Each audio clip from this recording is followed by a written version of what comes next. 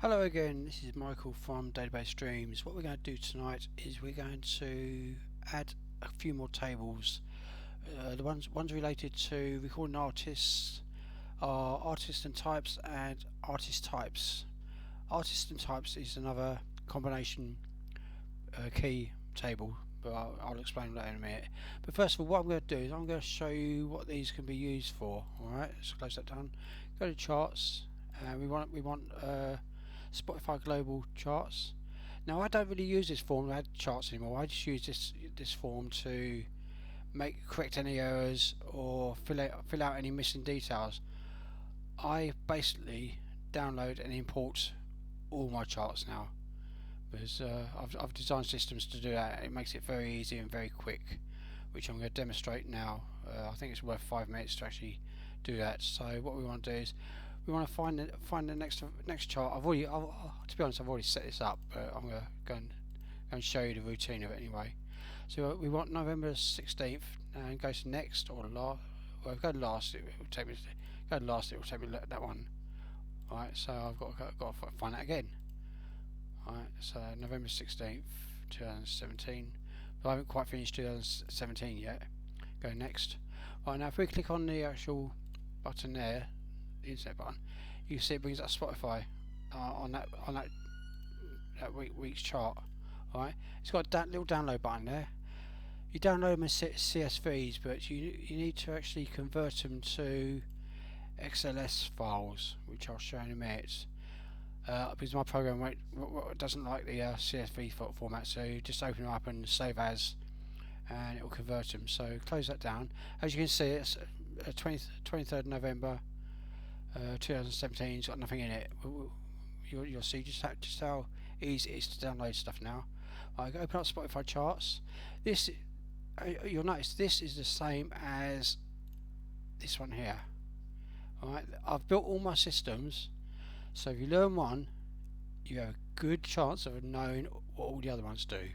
Alright, I've built that around the whole thing. So basically, there's a few primary units, and once you've learnt those, then the rest fall into place. It should be quite simple for you. But again, it is a complex program. Right, so what we're going to do is we're going to import these. I've already pre converted them. Regional global. You see the name. When you download it, don't change the name. Alright, because what will happen is before we download, it will use this lookup list. So if it finds that, it will convert it to that. Alright, you'll see that in a second. So let's go here. Alright, okay. You see what I mean? It's found the actual chart and it's taken the actual. You see the name there. It's got a date and the actual chart name. So it's used that information from the lookup list. All right, from this list here. All right, and it's already sorted out the chart. So all I've basically got to do now is just press this button, and hopefully nothing go wrong. All right, and you can see it's actually added all these chart details. I'm going to do all three, because you can do all three. It doesn't matter how many charts or different format charts you do, but each record is individual. Alright, it's treated as individual, so it'll put it in the right chart. It sorts itself out. Right, let's do these other two, and then I'll go back to the chart and show you the actual chart itself. Import. Alright, and again, there's six artists there. Alright, it's probably the same ones for that chart. Now we've got the US ones to do now as well, I think. Yep, US from everybody, and import that as well. Alright, that's all we got. Now if you know, alright, let's close this down. I just want to show. Oh, we've got one recording there. No, I'll know that later. Alright, if you're not, oh, I've got to open it again. Sorry. If you notice down here, this list. Alright. So far I've imported 159 different individual charts. If you try and import a chart that's already in this list, it will warn you. Right, it tells me the date I imported that chart and the actual chart dates and the chart name. Right, it will look that up before it actually imports a chart. It looks it up in that list and it says, have I imported that before? If I have, then it will warn me and say, look, you've already added this chart, and tell me how many details it's found for it and blah blah. Alright, now let's go to the actual chart itself. Do you remember the date? Or the date is 23rd of November, if I'm right, it's 2017. November 2017 and 23rd. And that's your chart. I've got 194 items from that chart and I haven't done nothing. I literally haven't done nothing. Because what happens is, there's a gotcha to this. What it does, it looks for the previous position, alright? And it uses that to actually get the actual last record details and pulls them into this particular week, alright? And I don't know if there's any new ones in there yet. Yes, see there, it's found a new one, alright?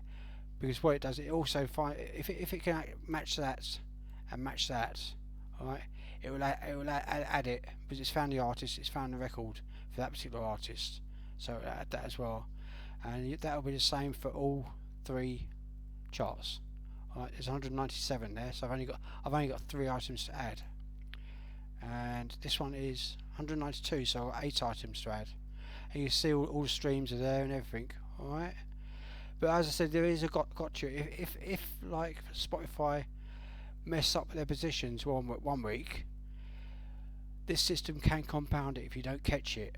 Because if, say, they add that one in the wrong position next week, when I go and look for number position 27 this week for next week, alright, then if that's not right, if that's messed up and they've put another artist there instead by accident, then it's going to import the wrong artist, or it'll attach the wrong artist to that particular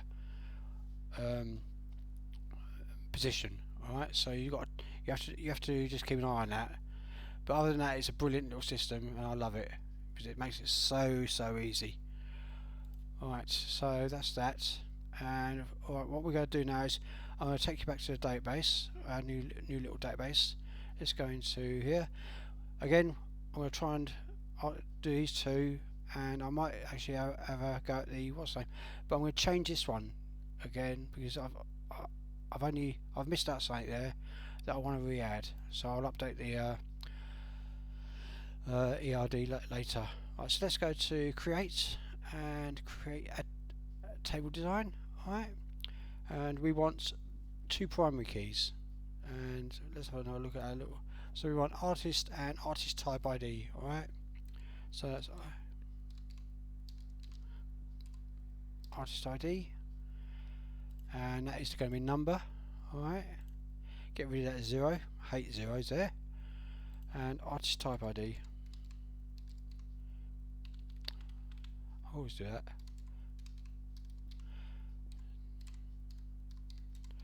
Artist type ID, and then again number. Alright, and get rid of 0. Now there's only 2 fields in this record. As it go on to the grey bit and select both, and then go on so near one of the names, right click and primary key. Alright, and that sets both as primary keys. Alright, again, like I explained last time, you can't have any duplicates, so you can't have the same artist and artist type twice in the table. It won't let you do that. You can have, say, Madonna type of solo artist, and you can have Whitney Houston as solo artist. That'll work. But if you have Madonna solo artist and Madonna solo artist, it won't like that. It won't let you do that. And I do handle that in code when we do that. I'll show you all about that. Right, so now we want to save that. So we want to save that as what do we want to save that as? Artists and types. Right. Again, TBL artist and types. Again, don't put in spaces like I just did. Alright, keep spaces away from your field names and your table names. Alright, not a good idea to put spaces in there. It makes it difficult. Alright, now as I've always said, keep your relationships going as you're actually moving on with the database. Keep adding relationships. So just add that down there. Alright. Can you imagine? actually I might show you in a minute just how many relationships there are in Chart Tracker. It'll boggle your mind, trust me. Right, now go and drop that into there. So you drop in record an artist ID into table artist and types artist ID. You see it there. Now you got to enforce referential integrity again, and just create. There's your one, and there's your infinity. All right, so you have one artist can have unlimited number of artist types. All right, save it, close it, save yes. Our next one is the actual artist type.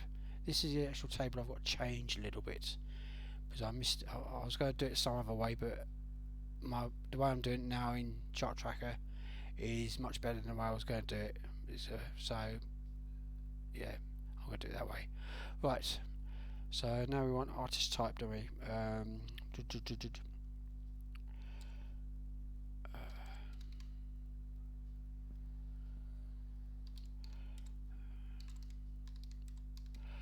Right. And oh.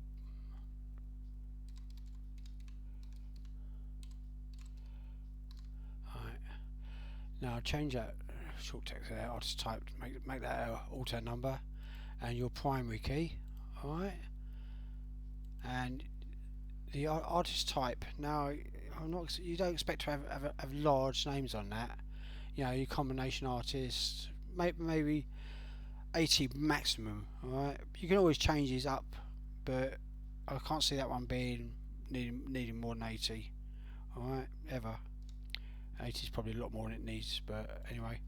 Right, now we've got one more field I want to add, and this is actually can I just have a quick look in Chart Tracker again?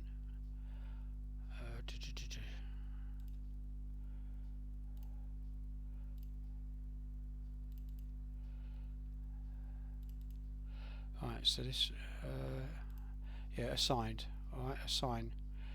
I'll explain all that when we come to actually do the forms. I'll explain all this. I'm not going to go into that particular field on the tables because that's all form information.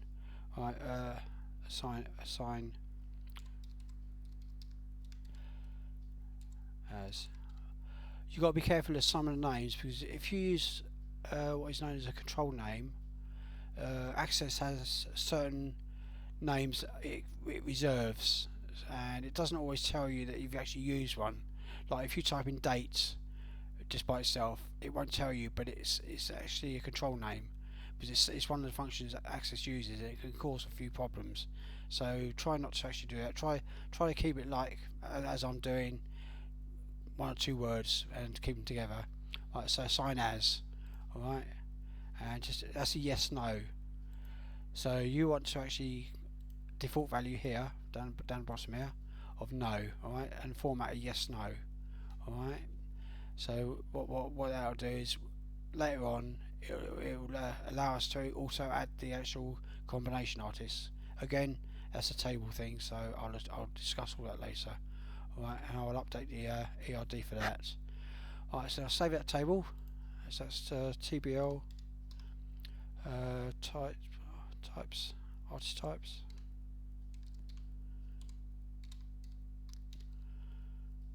Alright, and okay. And again, we're back to our relationships. Now this is the other side of this relationship here. So we want to add artist type there. Again, keep them where you can actually, it makes it nice and easy, because we're not going to have a massive amount of tables here at the moment. It's nice to actually see how it's all laid out. So you want to drag your artist types and drop it into artist type, right? And referential integrity, right? And create. And there's your one. So you have one artist type, right? And it can have infinity, any number of artists and types. Alright, so say you got Madonna and you got type of solo artist. Alright, then you'll have Madonna as the artist and solo artist as the artist type ID in there. Alright, which is, again, if I go back to here, let's go here. Alright, this is this bit here. Right, so that's what it's going to look like. All right, and let's do one more. How long have I got left? Oh, we're only 15 minutes. We're 15 minutes in, so we've got plenty of time. Alright, so let's have one more go. Save that. And what I think I'm going to do now is I'm going to go to and do the chart names. Alright, because that gets into charts. Now you notice here you got chart ID, chart name, days between, and entries, and formats. The reason you got format there, if you notice that's connected to table formats, is when you select a chart, alright, it will only allow you to actually use the actual chart recordings that have the same formats. Alright, that will prevent you from using, say, by accident, a single with the same name as an album in a chart, and that will mess it up big time. So that actually keeps it all in sync, if you get what I mean. Alright, so that's what we're going to do next. And now days between, again going back to the chart, it's easy to show you as I showed you before. Alright, let's go to not global albums, that's what I'm adding. Alright, now that tells me, you see there days between and chart entries there. Alright, format there. Alright, there's a lot more details as you can see on this form. Chart Track has a lot more details, but I'm starting you off on the basics, and we're going to build up and build up and build up until you end up with a nice little system that you want. So you add, after a while, you can just add what you want and what you don't want you to leave out. All right, but it's your own little system, and you go next. You know, so it knows how many days it's got to move it forward. All right, and it's like if you've actually got any items missing, let's go back to that chart again, just so I can show you this, because I know I haven't added it all. Go last. All right. Now that one there, since it's missing positions, it should. I'm not sure if it's going to do it because it says it's top 200. I've only got one entry in there, so it should tell me I've got 99 entries missing. Oh, it's got no record because it's actually. Well, I don't know what it's done there, but it's obviously not working because it's got one record missing. But if we go to, let's go here. I'm interested in this because it does actually. Alright, let's find that. I know it'll work on this one. Go 2017 and 23rd. Well, as you see, it should come up with four charts. Yeah, so it's come up with them 94. So it's come up with 6 positions missing. Alright. So if you actually find you got a chart without a lot of, without the equal top and equal in chart, then you just go to missing position. It will tell you. Alright. Alright, let's go back to adding our chart details. Alright, so let's go to create again, table, design, and are we using, we're using chart ID, or is it just ID? I can never remember. Alright, it's chart ID. Alright, yep. Chart ID. Again, that's your primary key, that's your counter key, so you want auto number so it counts each chart. Alright, so it creates a number for each chart. Again, you won't deal with that. That's automatic for you. Alright, now we want chart name. Let's have a look. I'm trying to do the same as what's on this, the ERD. Chart name, days between. Alright, because that way it won't confuse people. Chart. Oh, I've done it again. Oh.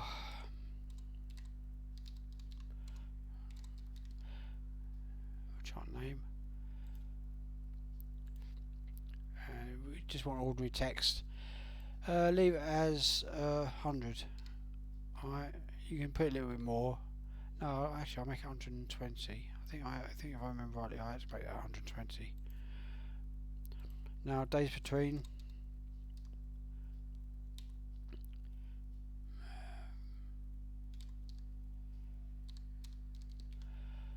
Alright, and we're going to make that a number, and change that to Integro, because basically we're not even going to have 1,000 days, so it's basically going to be 7, 14, 21, you know, anything like that.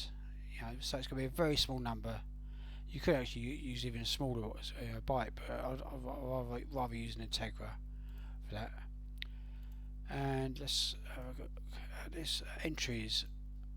Right now, maximum entries what normally about 200, but you're normally less than that. So another Integra entries and number, and just change that for Integra. You can leave a 0 on that, and the same with that. Those put between. You know, yeah. No, actually, remove the zeros. Thinking about it. No, remove the zeros because you're gonna want to make sure people actually add something to those. Alright, because they are important because they help your navigation and help you actually with your entries as well. Where are we? I'm getting all messed up here. Right, format ID, last one. Alright, for this particular one. ID. Alright, and that's again, that's a number. And it's long Integra, but just that format ID has to match the actual formats table. So I know the formats table is long Integra, so you've got to leave it as long Integra. You can't change two different types, but if you do, it will access to tell you can't make the drawing. Alright, get rid of that 0. Alright, and just save this, and TBL chart names. TBL charts names. I think that's the name of it. Yep. Okay. Now again, we go back to our relationships. Drag your chart names table into there. Put it in the same place as I got it on the actual what's name. Now we got to make the connection between formats. This isn't the formats table isn't like these two combination field tables. All right, it's a single. That's just lookup table. Basically, a lot of different tables we'll use, to put it bluntly. So basically, that's just a lookup table. All right, so we'll just drop that across into there, or the other way around. Actually, cancel that. You drop it the other way around. Alright, it doesn't really matter really because Access sorts stuff out and create the correct relationship. Alright, so you have one format in multiple chart names. Alright, which is the actual which is this part of the chart. Alright, these are all your details of your chart. Alright, that's your chart name. Alright, and that's pretty much that. Now what I'll do is tomorrow, how long have I got? Let's have a look. I've 23 minutes, so I'm going to have to stop it in a minute. Tomorrow I'll cover the labels and charts table. Alright, and I'll update that artist types tonight. Thank you. Cheers. Bye bye.